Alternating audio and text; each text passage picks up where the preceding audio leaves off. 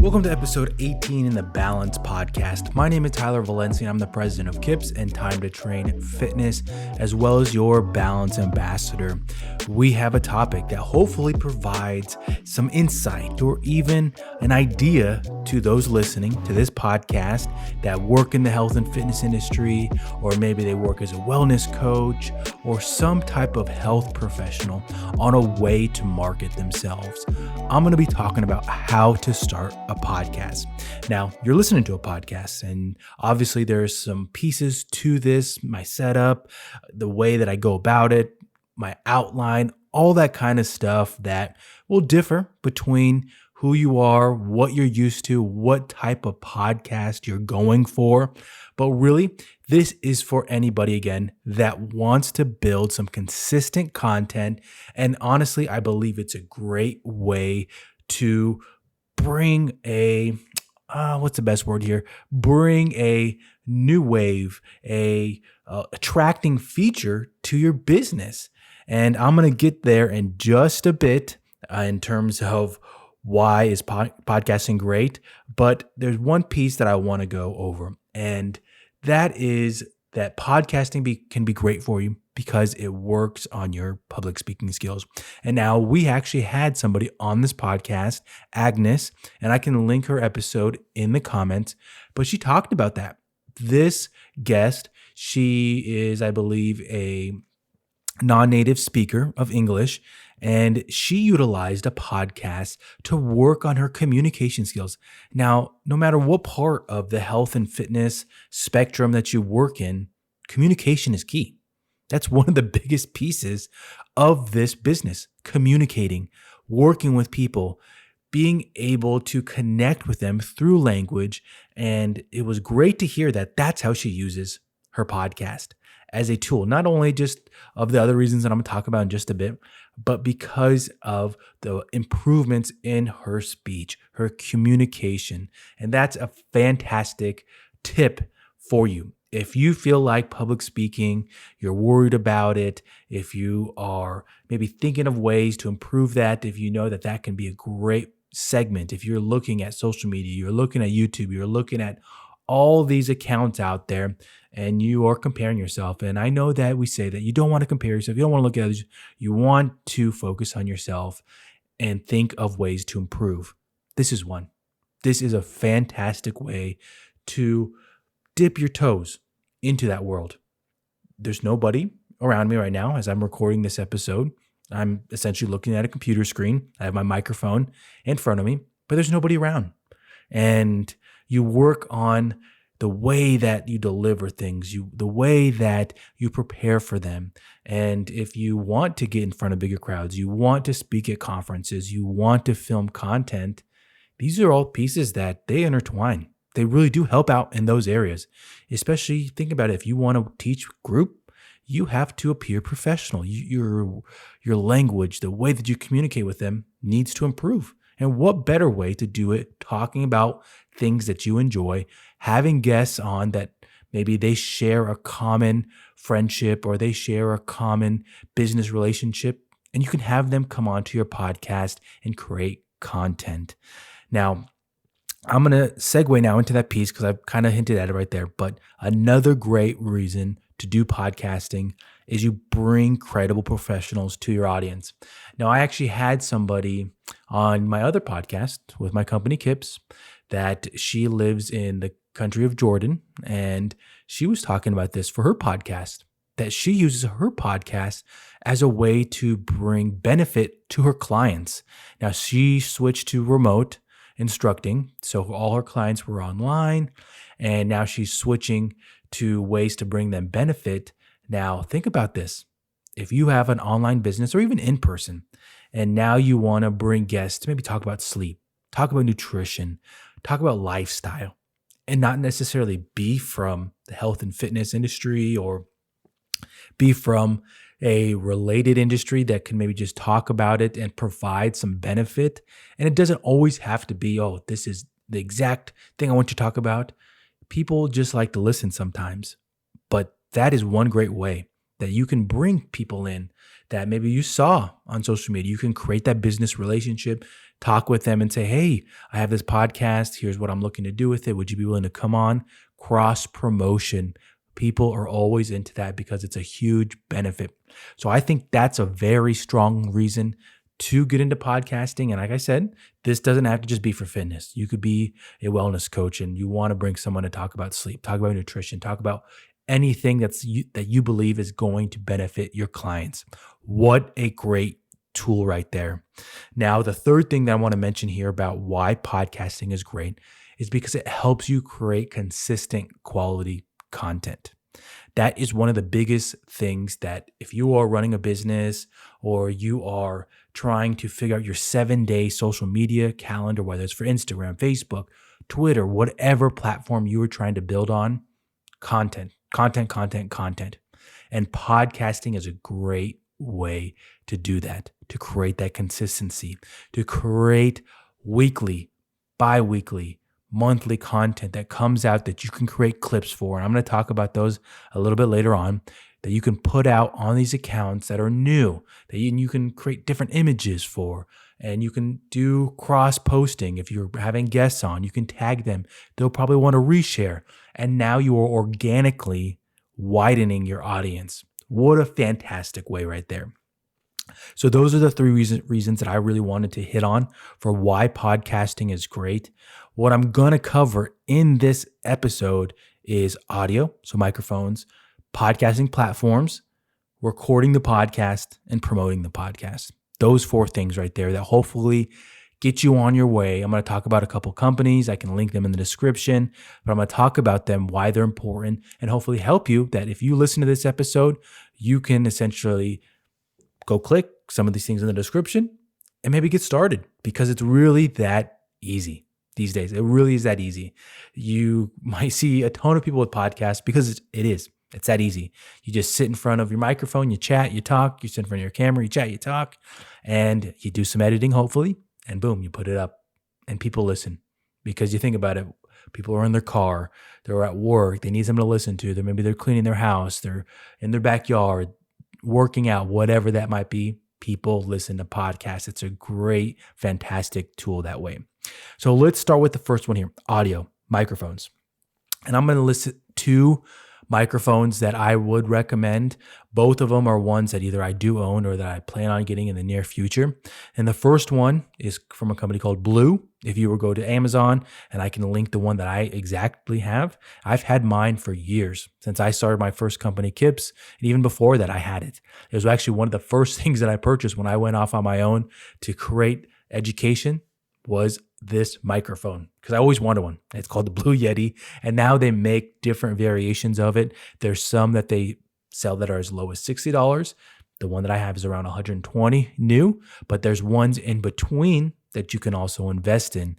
And this is a reputable company, and I would highly recommend that you check them out. But also the thing you want to check, no matter if you're getting one from Blue or you're getting one from Shure, that's the other company I'm going to talk about, is that you get one that's a USB connection. Unless you're going to want to connect it to your interface, to your mixer, and that's the way you're going to use it, get one that is a USB connection so that you can plug it right into your laptop, right into your desktop, whatever type of platform or device that you are streaming into, that you're recording into. That's what you want to get, in my opinion. Just makes it a lot easier. And there are some other benefits, of course, if you are getting one that's a XLR or a different type of input. Yeah, there's some benefits to it, but I strongly believe that if you're podcasting with USB microphone and if you're going straight into some type of recording system software, there's so many effects that you can put on it. I'll tell you right now that I actually am recording this right into something called Adobe Audition. And after that, I can edit it, layer it with effects that just make my voice sound better. So essentially, I give it good audio and I just make it even better. And that's why I do it that way. If you're doing it the other way, where you're going right into an interface, a mixer, those help with your levels right off the bat. And so if you're doing something live, that might be the best route. But again, you can always tweak those before you go live. So that's my opinion on those. The other company, Shure, that I'm going to mention, they make some great microphones. And if you are going on social media, you're looking at maybe what people are posting, maybe they're sharing clips of their podcast. This is a very popular microphone. It's probably the one that you've seen. They have it kind of hanging from the upper right, upper left, and it's kind of a elongated shape. It's most likely this one. It's the Shure microphone. I don't know the exact model off the top of my head, but I actually have it in my wish list for Amazon. It's roughly around $220 to $240, I believe, but it is every penny worth it. And so this is probably going to be your biggest investment if you're starting a podcast. There we go. If you're starting a podcast, is going to be the microphone, but there you can start on different levels. And a question somebody might have listening to this part is, well, can I use the microphone for my online workouts? If you invested in one, maybe you got the Rode Go, you watched some of our tutorials, you got the Rode Go, and you're like, can I just use that?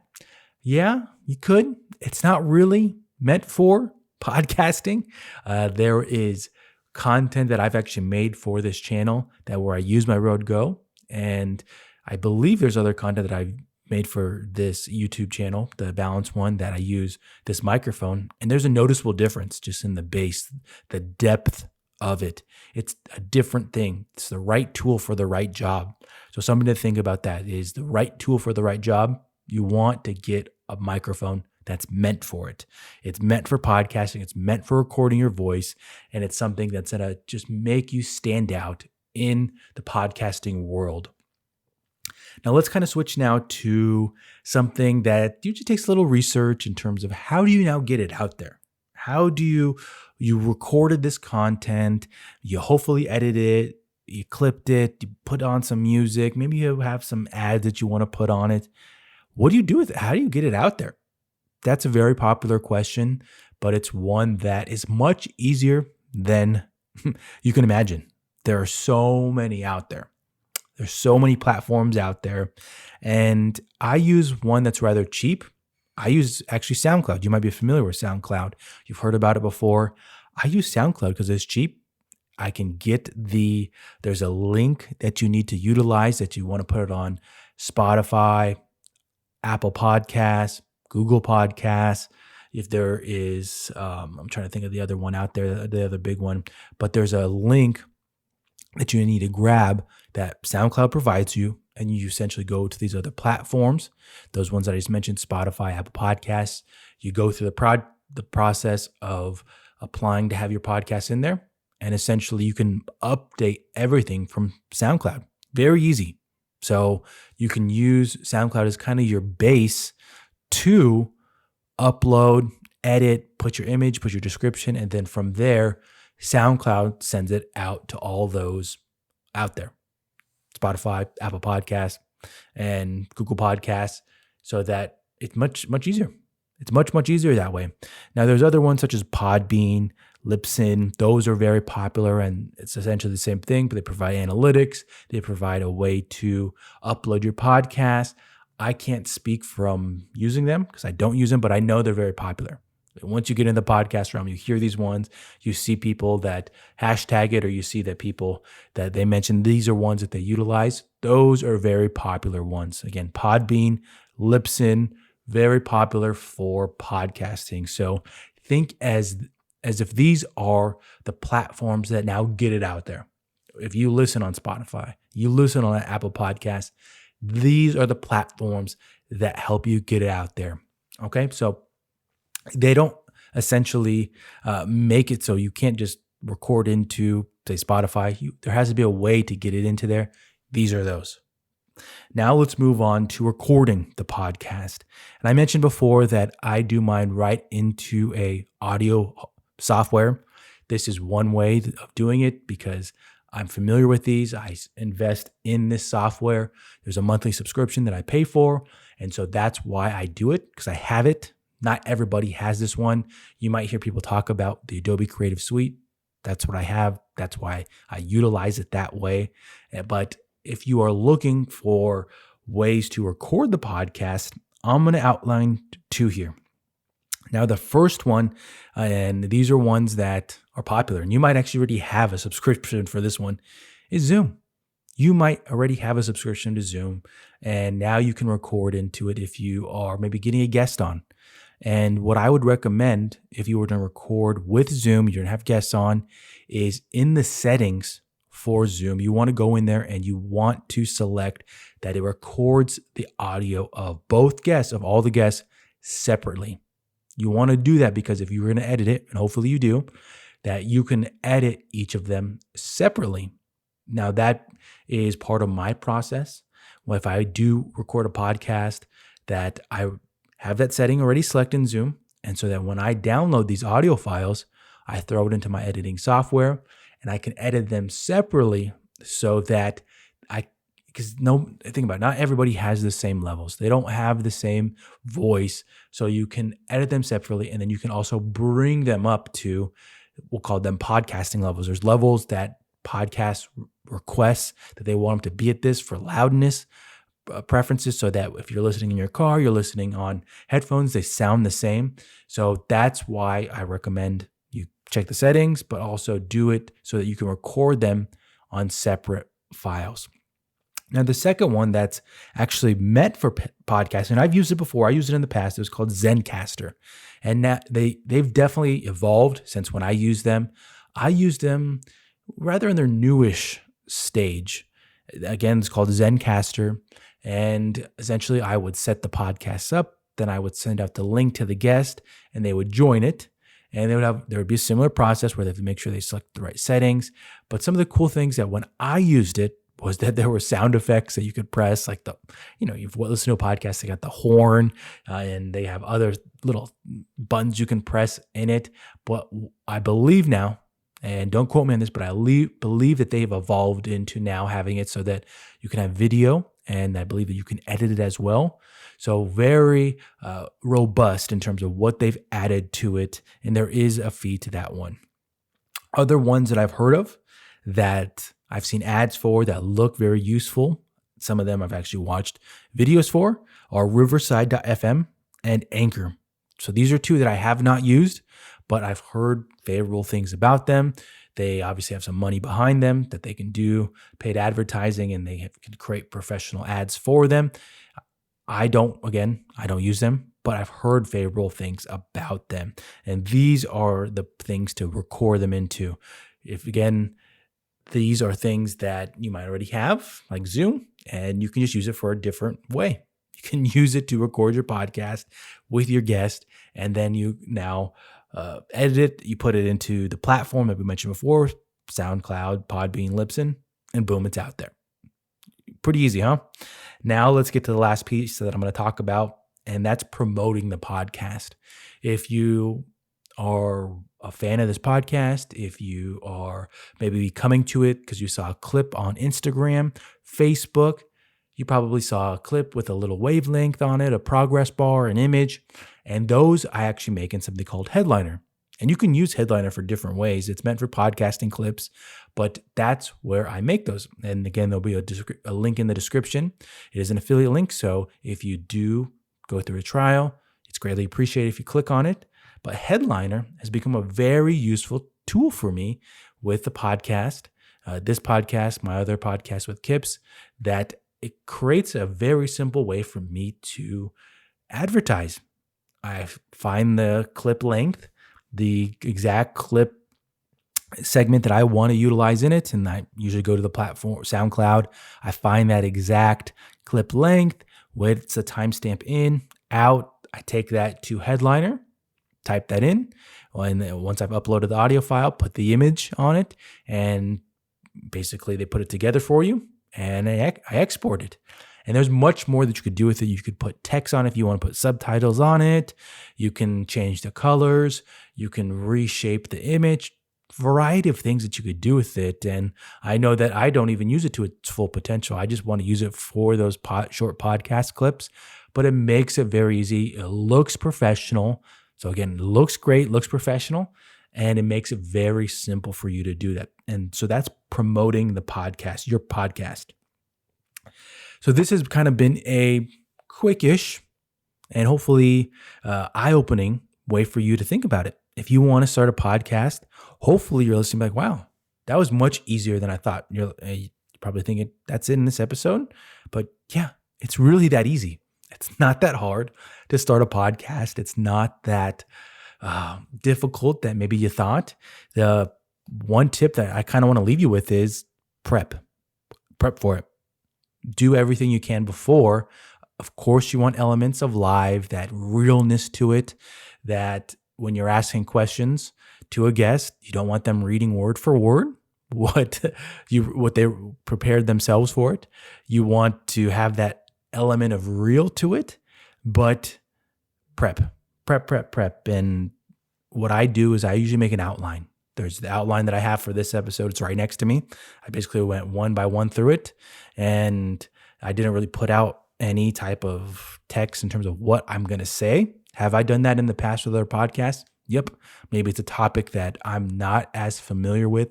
It's a topic that I know that I need a little more, bit of a reminder for certain words, certain topics, research, whatever that might be. I can include that so it helps me, but prepare for those things so that you can have it go as smoothly as possible. Not just because you want to appear professional, but you want things to go as smoothly because maybe it might help in the editing process. It might help you with shortening that editing process, that time after it, that post-production, so you can get it out quicker. And the professional element of it, I just hinted at it, but I want to come back to it, is that has always been something that maybe other podcasters that have come on my podcast before that they've mentioned, oh, wow, I really like that outline that you made. I'm going to steal that. If you create an outline, you provide them with the sample questions, you give them a little idea of what the flow of the podcast is like, you let them know that type of stuff, they feel more comfortable. I've seen people, industry veterans before, ask for tips about podcasting. And what I always say is, did they give you sample questions before? And sometimes they say no. They just kind of said, here's the time, here's the date, here's the link. And that is kind of a reputation that you get if that's the kind of podcast you host. But if you prepare for it, you give them outlines, questions, it's branded, it looks great. You basically answer all the questions that they might have before.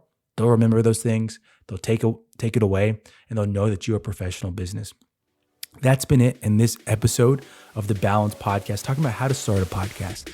Again, I hope that provides some value to you for something that helps you build your business, create some consistency, and hopefully just continue on that path to scale up, scale up. And so that's been it. I hope to see you in the next one. Until then, I'll see you then.